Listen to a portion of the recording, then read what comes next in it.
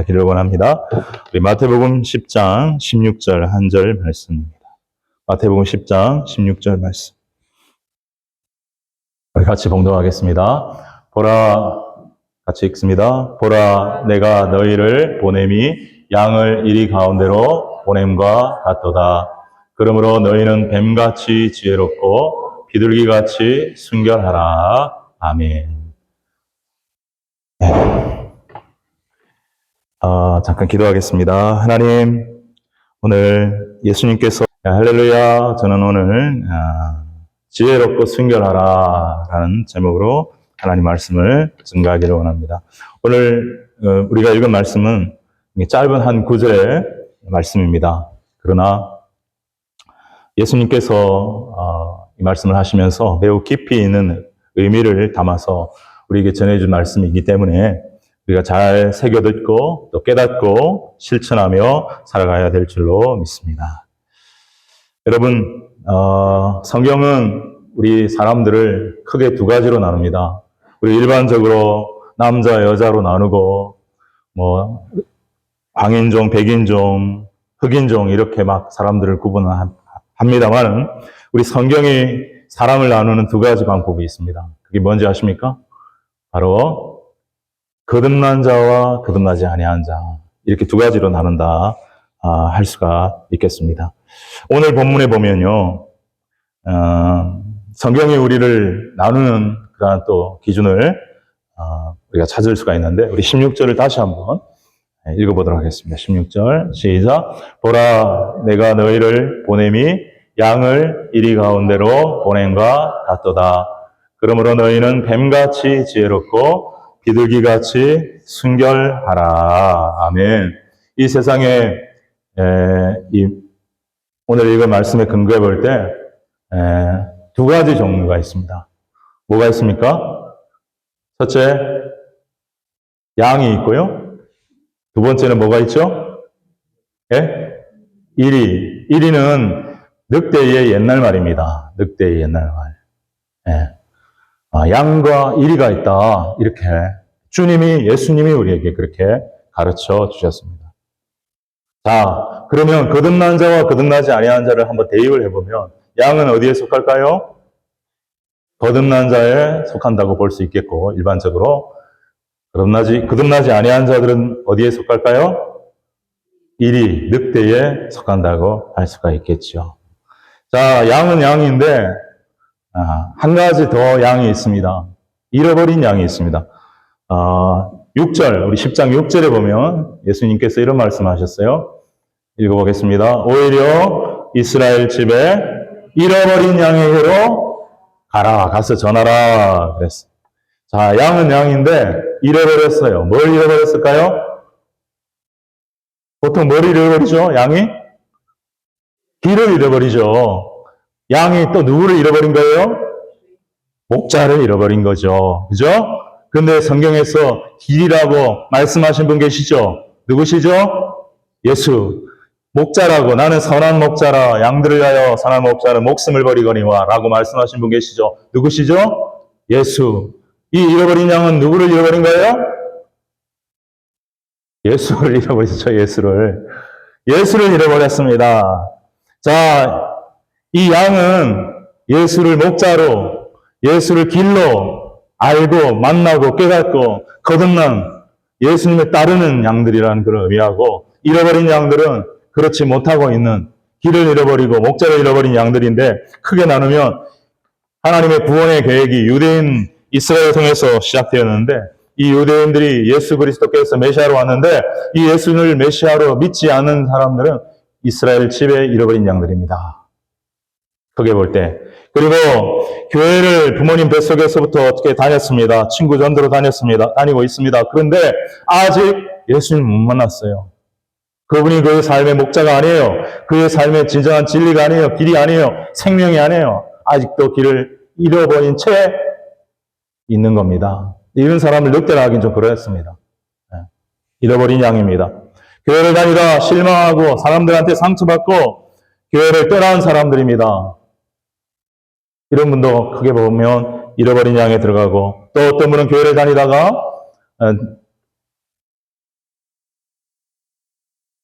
어떤 유혹에 넘어가서 타종교로 넘어가거나 아니면 이단 사이비로 가게 된 분들도 잃어버린 양이라 할 수 있겠습니다. 여러분, 양은 순하고 약하죠. 그죠? 근데 늑대는 굉장히 사납고 공격적입니다. 여기 찾아보니까 양의 천적이 바로 늑대더라고요. 늑대는 양을 공격합니다. 물어뜯고 죽이기도 하고 그렇습니다. 그런데 예수님께서 우리 16절을 다시 한번 봅니다. 16절을 다시 보면 우리가 사는 것이 이리 가운데 사는 것과 같다. 우리를 보내는 것이 이리 가운데로 보내는 것 같다라고 말씀하십니다. 이거 우리의 사는 삶이 양들이 힘들까요? 안 힘들까요? 여러분? 힘듭니다. 힘들지 않은 게 비정상이에요. 힘든 게 정상입니다, 여러분. 천국 가면 늑대 없습니다. 그때는 정말 평안과 기쁨과 자유만이 넘치지만 이 세상엔 이 가운데 양으로 사는 것이기 때문에 그렇습니다. 성경은 이 세상을 죄악이 가득한 세상이라고 말하고 있고 세상 원수 마귀가 이 세상을 다스리고 있는 세상이라고 말하고 있습니다. 그래서 양은 하나님의 자녀라면 늑대는 마귀의 자녀라고 할 수 있습니다. 그래서 마귀의 자녀인 늑대는 마귀가 직접 공격한다기보다는 마귀가 늑대를 통해서 양을 공격합니다.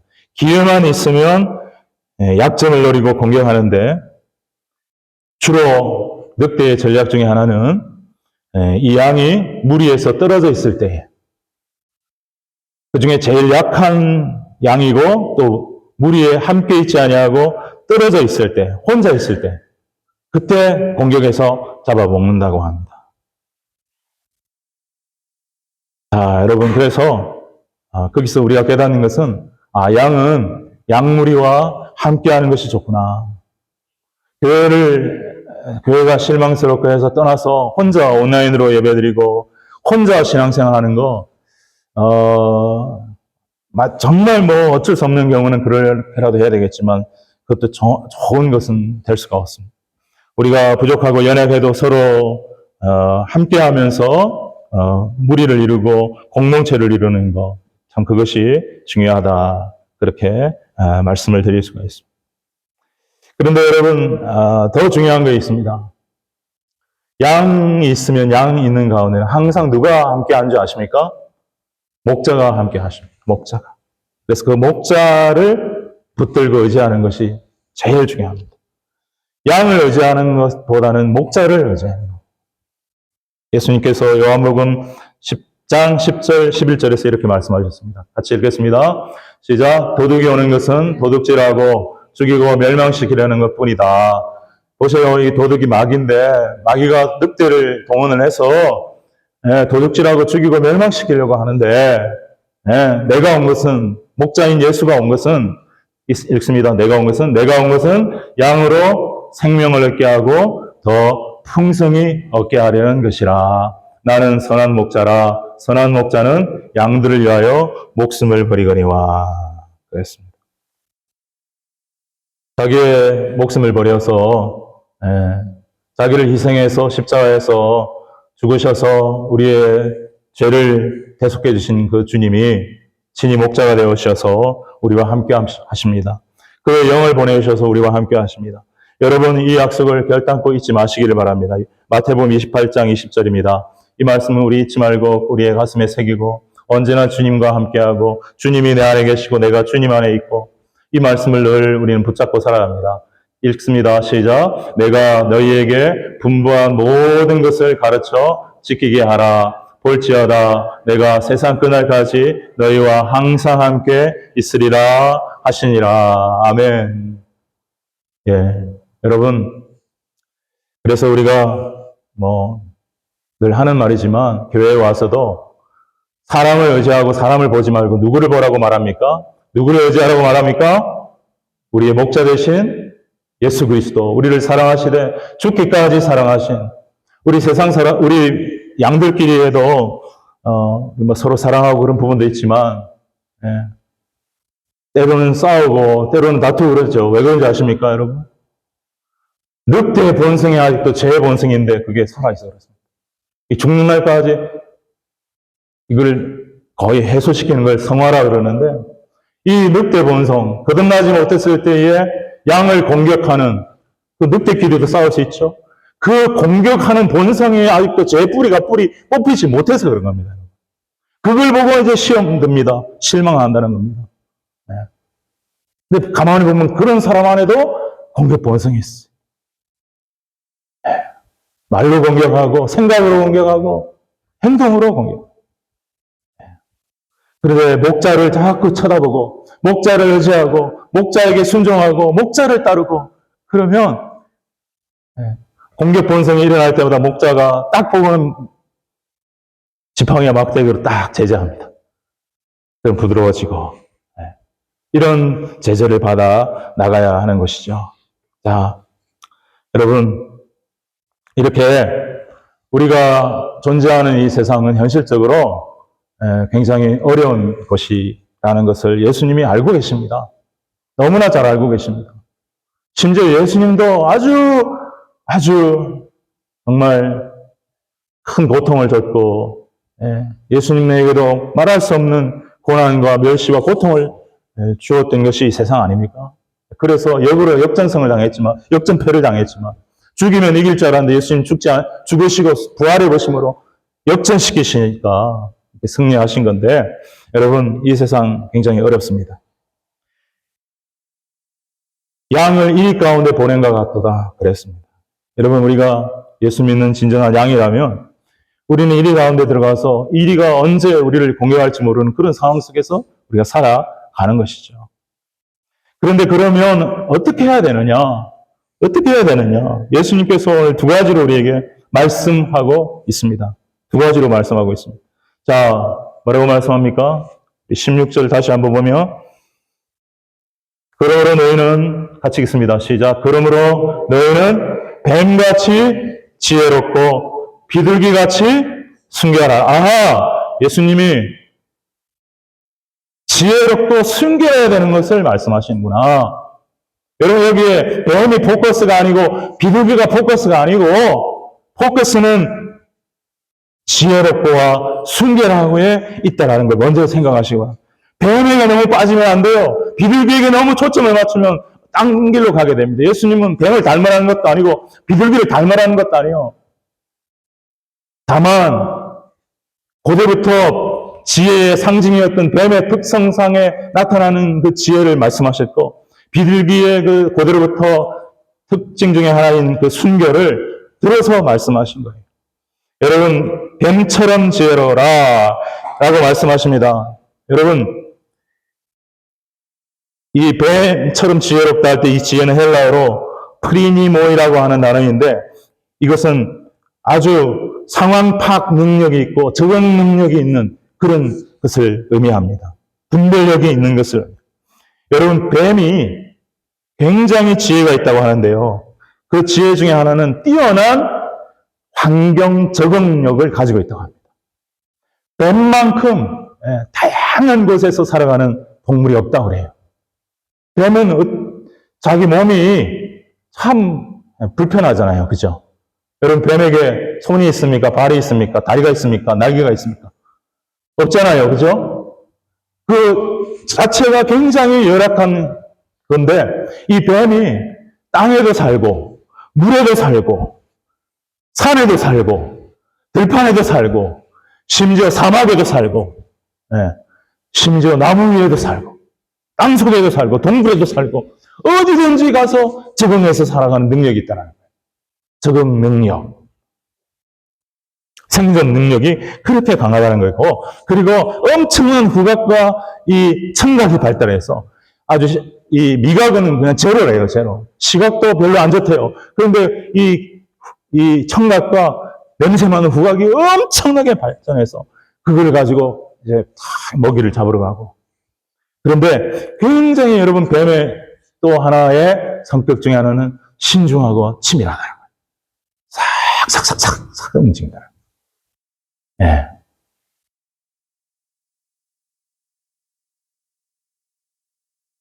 정말 이 뱀, 창세기 3장에 나오잖아요. 예. 이 뱀이 어떻게 하와를 그렇게 유혹을 했는지 참 대단하다, 이렇게 생각할 수 있는데. 뱀은, 하여튼 이 창세기 3장에 하와를 유혹한 걸 보면 굉장히 그 하와를 잘 분석하고 전략을 세워서 하와가 그 선악과 나무 밑에서 이렇게 다니면서 그걸 지켜보면서 호기심을 갖게 되는 그런 것들을 잘 파악하고 접근해서 딱, 전략적으로 접근하고 공략해서 이제 설득해서 유혹해서 이게 죄를 짓게 했다, 이렇게 볼 수가 있는 그런 어떤 또 나쁜 쪽이지만 그래서 창세기 3장에 보면 들짐승 중에 뱀이 가장 간교하였더라라고 성경은 말하고 있는데요. 그 간교한 건 나쁜 쪽으로 하니까 간교하는 거지만 좋은 쪽으로만 살리면 굉장히 지혜롭고 전략적이다, 이렇게도 말할 수 있습니다. 그래서 예수님은 그 뱀의 그 간교하고 나쁜 쪽을 말하는 것이 아니라 그걸 얼마든지 좋은 쪽으로도 쓸 수 있잖아요. 그러한 지혜롭고 전략적이고 한 것으로 또 말씀하셔서 뱀의 지혜를 배워라라고 말씀하신 거라고 이제 우리 성경학자들이 말하고 있습니다. 여러분, 정말 우리 믿는 사람들이 이 세상을 살 때요, 하나님의 은혜를 믿고 기도하고 무조건 나가면 다 승리할 수 있다. 물론 믿음으로 나가는 건 너무너무 중요하지만 이 세상을 분석하고 파악하고 어떻게 하면 이 세상에 동화되지 않고 그들에게 정말 하나님의 영광을 비추고 그들을 복음으로 이끌 수 있는가 하는 것들을 깊이 생각하고 전략을 세우고 전략적으로 사고하고 전략적으로 행할 수 있는 것도 여러분 지혜에 굉장히 중요한 것이고, 그러한 것을 하나님 또한 원하신다 하는 것이 오늘 우리에게 주신 말씀 중에 하나라고 생각합니다. 그러니까 복음을 전도할 때도요, 굉장히 전략이 필요하고요. 어떤 대상에 따라서 어떻게 해야 하는가를 치밀하게 우리가 생각하는 거, 절대 그게 나쁜 게 아니라는 거예요. 무조건 믿습니다 하고 나가는 거, 그것도 필요하지만 전략을 잘 세우는 것도 지혜다. 여러분, 성경에서 이 전략적인 사고를 가지고 지혜를 가지고 크게 하나님 앞에 쓰임받은 사람 하나 있죠. 대표적인 분이 여호수아입니다. 여호수아. 왜 그런 거 아니? 여호수아가 가나안 점령을 할 때요, 그 가나안 땅은 지금 이스라엘도 그렇지만 이렇게 남북으로 약간 고구마처럼 이렇게 생겼잖아요. 그죠? 자, 여호수아가 어디를 처음에 점령합니까? 어디를 처음 점령에 들어갑니까?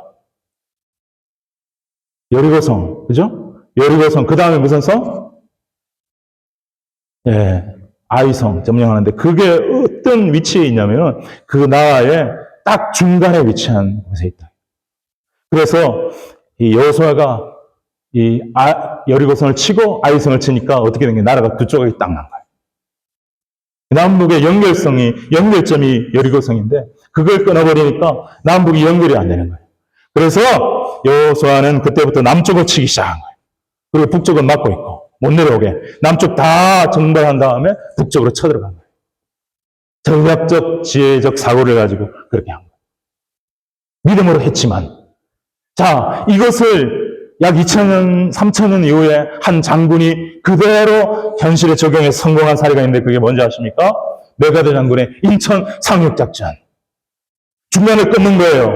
근데 다 반대했어요. 왜? 인천은 2시간 만에 차가 너무 커서 2시간 만에 몇만 명의 군대를 상륙해야 되는데 너무 불가능하다. 그래서 대통령도 반대하고 참모들도 반대했는데 메가드 장군은 그렇기 때문에 해야 한다고 말했어요. 왜냐? 적군들도 그걸 알기 때문에 우리가 착륙할 생각을 못할 거다. 그러니까 해야 한다. 밀어붙였어요. 그리고 실제로 그 일을 이뤘어요. 그리고 김포를 점령하고 서울을 점령해버렸어요. 그래서 중간이 딱 점령이 되고 이 남한의 북한군, 공산군들이 딱 쌓여지게 된 거예요. 그래서 이게 밑으로 하고 위로 올라가면서 이기게 된 거예요. 여러분, 이 전략적 사고, 내가 어떻게 이 세상의 빛과 소금으로 살 것인가? 예수님이 그래 말씀하시잖아요. 너는 세상의 빛과 소금인데 어떻게 하면 진짜 내가 이 세상의 빛과 소금으로 살 것인가? 전략을 세우는 거 굉장히 필요하다는 거예요. 여러분, 지혜에 대해서 성경이 참 많은 말씀을 하고 있고 지혜를 강조를 하고 있습니다. 저도 지혜를 참 중요하게 생각하는데요.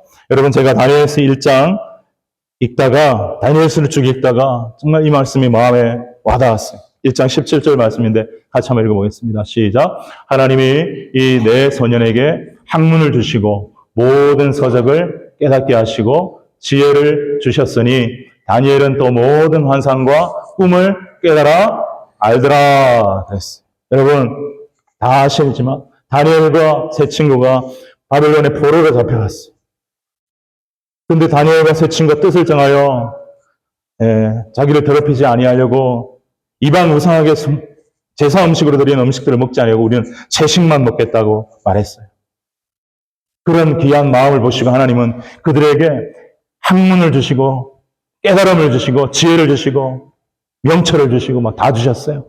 다니엘에게는 환상과 꿈을 깨닫는 지혜도 주셨어요. 영어로 보면 knowledge를 주시고 intelligence를 주시고 wisdom을 주시고 다른 성경에 보면 understanding도 주시고 정말 하나님이 이러한 귀한 것들을 주셨어요. 제가 이 말씀을 읽으면서 우리 청소년과 학생들에게 우리 청년들에게 꼭 이 말씀을 선포하면서 축복해 주고 싶다 하는 마음이 들었어요. 그리고 여러분 마침 오늘이 이제 9월 첫째 주일 이제 캐나다는 새로운 학기, 새로운 학년이 시작되는 바로 그것이 9월 첫째 주 아니겠습니까? 여러분에게 정말 하나님이 주시는 하나님의 놀라운 지혜와 은총과 총명이 있게 되시기를 주님의 이름으로 축복합니다. 아멘. 그것은 우리 청년들, 청소년 뿐만 아니고 우리 어른들에게 다 필요하죠. 특별히 새로운 직장, 새로운 업무, 새로운 곳으로 나아간 사람들. 우리 태아는 형제도 새로운 지금 임무를 맡고 새롭게 배우고 있고, 지혜가 필요합니다. 지혜가. 명철이 필요합니다. 어떤 매뉴얼을 보고 어떤 책을 보았을 때 빨리 깨달을 수 있는 그런 능력이 우리에게 필요하다. 근데 그거를 우리의 노력으로도 할 수 있지만 성경 우리에게 말하고 있어요. 누가 주셨다고요? 누가 주셨다고요? 하나님이 주셨다고요. 하나님이 지혜 주신 분, 대표적인 분. 이 다니엘과 세 친구 말고 누가 있어요? 솔로몬 왕 있잖아요. 솔로몬 왕. 솔로몬 왕에게도 하나님이 꿈에 나타나셔서 내가 너에게 뭐 줄 거 했을 때 지혜로운 마음 달라고 했잖아요. 그래서 제가 이제 솔로몬 왕과 또 다니엘과 세 친구들을 한번 비교해 보았습니다. 자, 이렇게 놀라운 지혜와 총명을 받은 솔로몬 왕과 다니엘과 세 친구는 그 인생이 어떻게 되었는가? 여러분 잘 아시잖아요. 여러분 환경적으로 볼 때에 오늘 본문의 말씀과 가장 잘 맞아떨어지는 것은 솔로몬입니까? 다니엘과 세 친구입니까? 다니엘과 세 친구죠. 왜냐하면 다니엘과 세 친구는 지금 바벨론의 포로로 잡혀간 상황입니다. 여러분 완전한 1위 가운데 들어있는 거죠. 자유가 없죠. 종이에요. 노예예요. 학자들에 하면 이제 그들은 이제 그 왕 옆에서 앞으로 모실 그런 신하로 키울 사람들이었기 때문에 왕의 여자들을 넘보면 않는 데서 다 거세를 시켰다 이렇게 봅니다. 많은 학자들이. 거세가 뭡니까? 남자 구실 못하게 하는 내시를 만들었다는 거예요. 내시. 네. 많은 학자들이 그렇게 얘기합니다. 얼마나 고통스럽습니까? 얼마나 자유도 없습니다. 근데 반면에 솔로몬 왕은 막 이제 하나님께서 지혜와 명철만 주신 것이 아니라 열왕기상 3장 12절 13절에 보니까 이렇게 말하고 있어요. 하나님께서 말씀하시기를 내가 내 말대로 하여 내게 지혜롭고 총명한 마음을 주노니 내가 또 내게 구하지 아니한 부귀와 영광도 내게 주노니 내 평생의 왕들 중에 너와 같은 자가 없을 것이라. 구하지도 아니한 부귀와 영광까지 솔로몬 왕은 받아들였어요.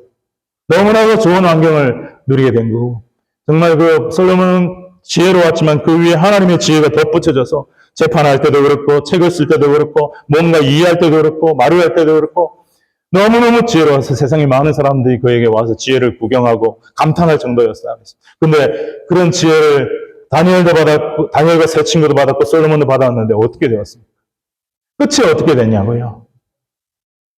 그게 오늘의 어떤 말씀의 주제와 연관이 있습니다. 다니엘과 세 친구는 지혜만 있었을 뿐만 아니라 하나님 앞에 더럽히지 않겠다. 하나님 앞에 정결하고 순결한 삶을 살겠다는 결단이 벌써 지혜와 총명을 받기 전부터 뚜렷하게 있었어요.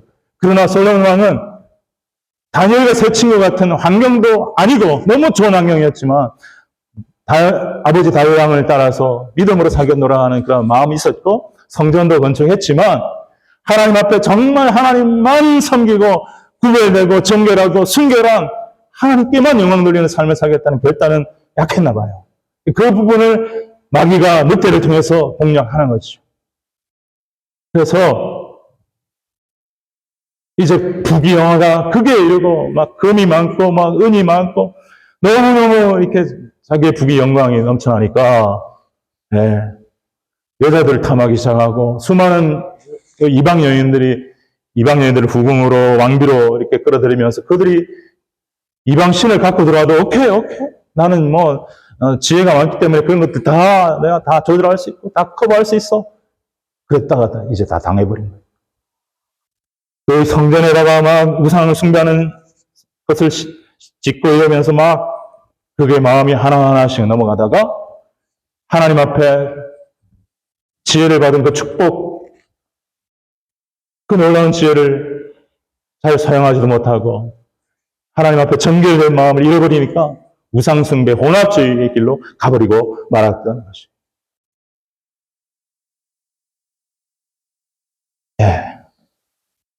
그러나 다윗이 아니라 다니엘과 세 친구들은 끝까지 지혜와 총명을 받아서 벼슬도 높이 올라갔지만 아무런 영향을 주지 못했어요. 그 뒤에도 이어지는 고난이 왔어요. 신상에게 절하였을 때 절하지 않았어요. 푸른 불에 들어가게 하겠다 해도 절대 굴하지 않았어요. 그리 아니하실지라도 나는 살아계신 하나님 앞에 내 영혼의 그 믿음과 내 영혼의 아버지 되신 하나님만을 섬기는 그 믿음의 정절을 다른 신에게 절함으로 어떤 인간이든 어떤 우상이든 숭배하고 절함으로 그 믿음의 정결을 버릴 수 없다. 순결을 버릴 수 없다. 그래 푸른 불에 들어갔잖아요. 그래서 하나님은 모범적으로 그 불 속에 하나님의 사자, 천사인지 예수님인지 하나 더 넣으셔갖고 살려버리게 하시잖아요. 또 다니엘은 흠을 찾을 길이 없으니까 법을 만들었잖아요. 한 달 동안 다른 신에게나 누구에게 왕 외에 다른 신에게 절하면 사자굴에 넣게 하십시오. 그래서 도안에 도장까지 찍는데 그걸 알면에도 불구하고 하나님 앞에 정결, 하나님 앞에 거룩, 하나님께 순결을 끝끝내 포기하셨던 다니엘은 전에 하던 것처럼 3번이나 창문을 열고 하나님을 향하여 예루살렘을 향하여 기도하고 감사했다 그랬다. 결국은 최후의 승리자가 됐잖아요. 여러분, 그래서 지혜도 중요한데 정말 우리가 지혜도 필요하고 총명도 필요하고 그렇지만 어떻게 보면 더 중요한 것은 하나님과의 관계에 있어서의 순결, 정결, 거룩이 더 중요하다 믿으시면 여러분 아멘 하시기 바랍니다. 할렐루야. 아멘. 여러분 지혜와 지식 잠깐 말씀드릴게요. 지식이라고 하는 건 히브리어로 다트, 지혜라고 하는 것은 히브리어로 호크마, 지식이라고 하는 것은 헬라어로 그노시스, 지혜라고 하는 것은 헬라어로 소피아. 소피아는 들어보셨죠? 불가리아 수도가 소피아인데 소피아에서 뭐가 나왔습니까? 소피스트, 철학자들. 필로소피, 철학이 그래서 소피아에서 나온 거예요. 철학하는 사람들, 지혜로운 사람들 이런 거예요. 자, 지식은 아는 겁니다. 아는 거. 지혜는 아는 것을 깨닫고 삶에 적용하고 실천하는 걸 지혜라고 해요. 그죠? 네. 그래서 여러분 지혜가 너무너무 중요한 거예요. 하나님을 아는 지식, 아는 데서 멈추는 것이 아니라 그 하나님을 아는 지식을 우리의 삶에 적용하고 실천하는 데까지 나아가는 그러한 지혜가 살아있는 지혜요, 생명의 지혜인 것입니다. 그것이 거룩까지 연결되는 지혜여야 참된 지혜예요. 그래서 예수님이 두 번째 우리에게 비둘기같이 순결하라 그랬어요. 비둘기같이 순결하라. 비둘기같이 순결하라. 이 순결하라의 헬라어는 아페리라이오스라고 하는 것인데 무슨 뜻이냐면 섞이지 않은, 혼합되지 않은 아주 순수한, 아주 깨끗한 이런 뜻입니다. 여러분, 우리가 비둘기 하면 흔히 평화의 상징으로 알고, 또 예수님이 세례받을 때 하늘부터 뭐가 임했죠? 비둘기 같은 성령이 임했다 해서, 그러한 어떤 좀 거룩한 하나님의 영을 비유하는 그러한 비둘기라 해서 좀 귀하게 보고, 그래요. 또 비둘기는 순결의 상징이기도 합니다. 왜냐하면 옛날부터 비둘기는 까마귀와는 달리 썩은 고기, 죽은 고기 먹지 않습니다. 산 고기만 먹어요. 그리고 까마귀는 더러운데 막 시체 이런 데도 팍 앉고 그러지만 비둘기는 절대 더러운 곳에 앉지 않는다 그래요. 그래 깨끗함의 상징이기도 합니다. 자, 여러분, 우리는 지혜가 필요할 뿐만 아니라 순결도 필요합니다. 아까도 말씀드렸지만 솔로몬과 다니엘과 세 친구, 그리고 또 한 사람 요셉을 보세요. 요셉도 억울하게 종살이 하면서도 그 부인이 유혹하는 거 어떻게 이겼습니까? 하나님 앞에 거룩함을 잃어버릴 수 없다 해서 순결을 지켰잖아요. 그죠? 그리고 하나님이 지혜를 주셨잖아요. 그죠? 꿈을 해석할 수 있는 그것을 끝까지 붙들고 가잖아요. 자기 형제들을 다시 만나도 원수 갚지 아니하고 사랑으로 용납하고요. 하나님 앞에서 용서하고 사랑하고. 그게 그 요셉의 모습 아닙니까? 그래서 예수님이 이 뱀처럼 지혜롭고 비둘기처럼 순결하라는 말씀을 하실 때는 저는 예수님은 항상 구약과 연결되어서 말씀을 하시는 적이 많기 때문에 이 다니엘과 세 친구 그리고 요셉을 염두에 두고 하신 말씀이라고 저는 생각합니다. 그 사람들처럼 여러분 요셉도 얼마나 어려운 환경이었습니까? 이리떼가 득실득실 거리는데 살았지 않습니까? 다니엘과 세 친구도 이리떼 속에 살았지 않습니까? 그러나 그 하나님의 주신 지혜를 붙들고 지혜에 감사하고 은혜에 감사하고 주님과의 주님이 주신 그 은혜 속에서 하나님과의 그 관계의 정결함, 순결함, 영적 순결함을 잃어버리지 않는 그 거룩함을 유지했을 때 여러분 요셉도 하나님이 들어서셨고 다니엘과 세 친구도 높이 들어서 쓰셨고 승리하게 하셨고 하나님 영광 나타내게 되었다 하시는 이 말씀이 오늘 우리에게도 하나님께서 그와 같은 일을 기대하고 계신다 저는 확신합니다. 사랑하는 여러분, 우리 서로서로에게 한번 축복합시다. 지혜롭고 순결하십시다. 앞에 그 붙여서 뱀같이 지혜롭고 비둘기같이 순결하십시다.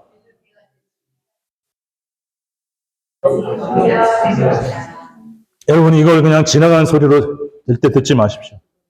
여러분의 인생을 완전히 바꿀 수 있는 길일 수 있습니다.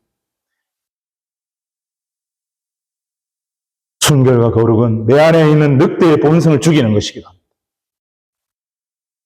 자꾸 일어나요. 미움, 시기, 질투. 예수 믿고 거듭나고 내 성령 충만 받았는데도 또 영적으로 다운되면 또 일어나는 늑대 본성. 공격하고 싶고 비판하고 싶고 죽이고 싶은 걸 죽여야 합니다. 그래야 되고 말씀을 붙들어야 합니다. 성령을 의지해야 합니다. 그 미움과 시기 질투가 내 안에 가득 차지 않게 하고 성령이 말씀이 감사가 찬양이 내 안에 충만할 수 있도록 해야 합니다. 그래야 요셉처럼 그래야 다니엘과 세 친구처럼 승리할 수 있는 겁니다. 그러지 않으면 예수 믿는다고 하지만 세상 사람들하고 별 볼 일 없는 그런 모습으로 살아가야 합니다. 왜냐하면 늑대 본성들이 자꾸 일어나기 때문에 세상 사람들이 보기에는 별 차이가 안 나게 보일 수 있기 때문에 순결하라, 정결하라. 더러운 말 입어도 되지 마라. 성경 그런 말씀이 있어요. 이 순결과 정결이 연결이 되고 청결이 연결이 되고 거룩이 다 연결되는데 여러분의 입을 주님의 이름으로 성령의 불로 찢으셔서 더러운 말들 하지 않게 되기를 주의 이름으로 축복합니다. 선한 말, 의로운 말, 진실한 말, 사랑의 말, 복음의 말 할 수 있게 되기를 바랍니다. 그거 하나 선보는데도 얼마나 많은 시간이 걸리는지 모릅니다. 정말 내 입에 파수꾼을 세우라 그러고 내 입에 자갈을 물리라 그러고 성경이 그런 말씀하고 있는 것입니다. 내 입이 더럽다는 것은 뭘 반증합니까? 내 속이 더럽다는 걸 반증합니다. 오렌지를 짜면 오렌지만 나오는 거예요. 사과를 짜면 사과가 나오는 거예요. 내 입에서 더러운 말이 나왔다면 내 안에 더럽다는 거예요. 내 안이 성령으로, 말씀으로, 예수의 사랑으로 진짜 충만하면 딱 짜면 나오는 말이 예수의 말이 나오고 진리의 말이 나오고 복음의 말이 나오고 생명의 말이 나오게 되는 줄로 믿습니다. 그렇게 살아가라는 거예요. 그런데 이제 재밌는 것은 성경에 보면은 지혜는 하나님께 기도하라 이런 말씀이 있어요. 하나님께 구하라. 야고보서 1장 3절 우리 잘 아는 말씀이죠. 자, 한번 봅시다. 1장 5절이네요. 읽습니다. 시작. 너희 중에 누구든지 지혜가 부족하거든 모든 사람에게 후히 주시고 꾸짖지 아니하시는 하나님께 구하라. 그리하면 주시리라. 할렐루야. 아멘. 여러분, 지혜는 지식을 바탕으로 합니다. 여러분, 지식을 탐구하세요. 지식을 열심히 습득하세요. 특별히 하나님의 지식, 성경 말씀을 감독하고 받아들이세요. 그러나 그것을 적용하고 실천하는 지혜는 하나님이 주시고 하나님이 불을 붙여주실 때 놀라운 역사가 일어나게 될 줄로 믿습니다. 아멘. 생각지도 못했던 일들이 일어나게 되는 거예요. 그 적용과 실천에 있었어요. 실천하지 않는 지식 그 소용없는 거 아닙니까? 머리로만 아는 거 소용없는 거 아닙니까?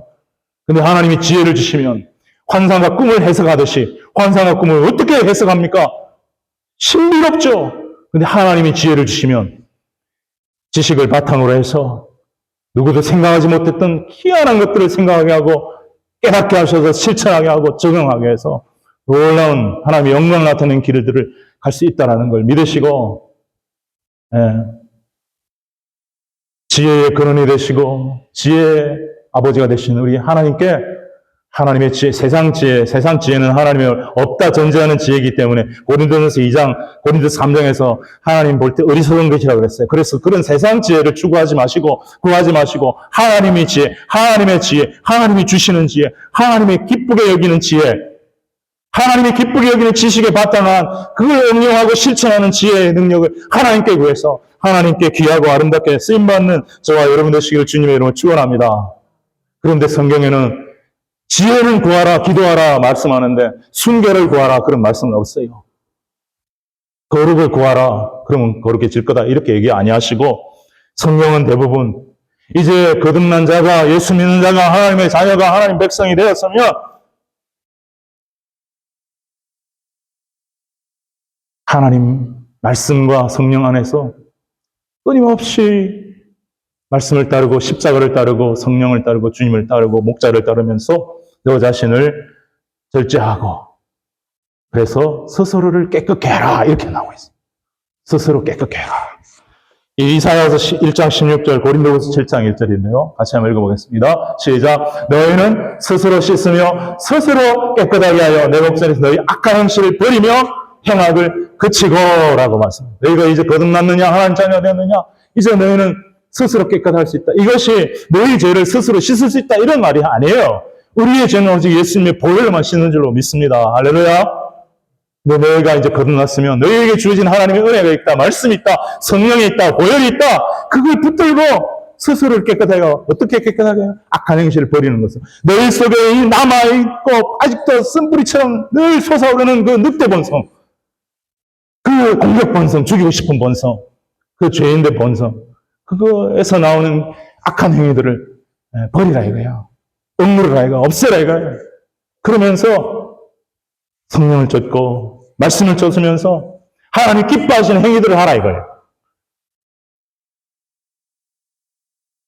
그것이 순결의 길을 가는 것이고 그것이 정결의 길을 가는 것이고 너희 스스로 하라라는 거예요. 누가 해준다 이렇게 하지 마시고. 네. 자, 고린도서 7장 1절. 자, 같이 읽습니다. 시작. 그런즉 사랑하는 자들아 이 약속을 가진 우리는 하나님을 두려워하는 가운데서 거룩함을 온전히 이루어 온 육과 영의 온갖 더러운 것에서 자신을 깨끗하게 하자. 믿는 사람한테 주는 거 아닙니까? 육과 영을 더럽게 하는 온갖 더러운 것에서 너 스스로를 지켜내고 이리그의 숱한 공격과 유혹과 핍박과 회유와 세상 지혜의 그러한 유혹에도 넘어가지 말고 네 안에서 스스로 자꾸 뿌리 피지 않는 그 늑대 본성에도 넘어가지 말고 그 더러운 것 자신을 지켜서 순결을 유지하고 깨끗하게 해나가라. 이게 십자가의 길이고 좁은 길이에요. 우리 지난 월요일에 우리 서 청년이 찬양하고 인도하고 기도하면서 이 좁은 길을 계속 얘기를 했어요. 정말 맞아요. 이 좁은 길 걸어가는 길, 거룩한 길, 순결한 길, 이게 우리 그리스도인들이 걸어가야 할 십자가의 길이고 좁은 길이고, 그러나 생명의 길이고 영생의 길인 줄 믿습니다. 아멘. 그 길 가라는 거예요. 그 길 가라는 거예요. 그래서 뱀처럼 지혜롭고 비둘기처럼 순결하는 거예요. 어떻게 보면 지혜보다 더 중요한 것은 순결이다.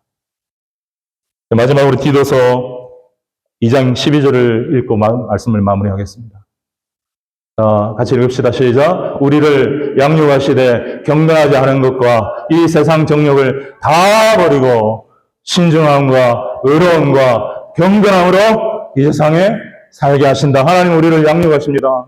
믿는 자가 태어나면 이런 애기인데 이제부터 쭉 양육하시는데 어떻게 하면 경건치, 옛날에 좋아했던 경건치 않은 것과 세상 정욕, 늑대 본성 다 버리게 만드십니다.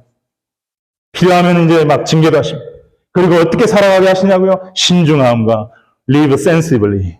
그 뱀이 센스를 하고요. 적응 능력이 뛰어나고요. 전략적이듯이 뱀처럼 신중하라는 거예요. 그리고 의로움과 경건함으로, 순전함으로, 순결함으로, 거룩함으로 이 세상을 살아가게 하신다. 여러분, 이 길을 가게 만드신 하나님의 그 말씀 앞에 무릎 꿇고 엎드려 순종하셔서 이 신중함의 뱀 같은 지혜, 의로움과 경건함의 이 비둘기같이 순결함의 길을 목자 되신 주님 따라서 나아갈 때 그것이 우리를 살리는 길이고 다른 영혼을 살리는 길이고 하나님께 영광 올려드리는 걸 우리가 최후의 승리를 얻는 길이고 정말 복된 길이고 아름다운 길이라는 거 확신하시고 이 말씀에 순종하여 이 믿음의 길, 예수의 길, 목자 따라가는 길. 그래서 목자는 내 양은 내 음성을 듣는다 그랬어. 나를 따른다 그랬어. 예수님의 음성을 듣고 예수님을 따라가는 복된 저와 여러분 되시기를 주님의 이름으로 축원합니다. 아멘. 우리 찬양하겠습니다.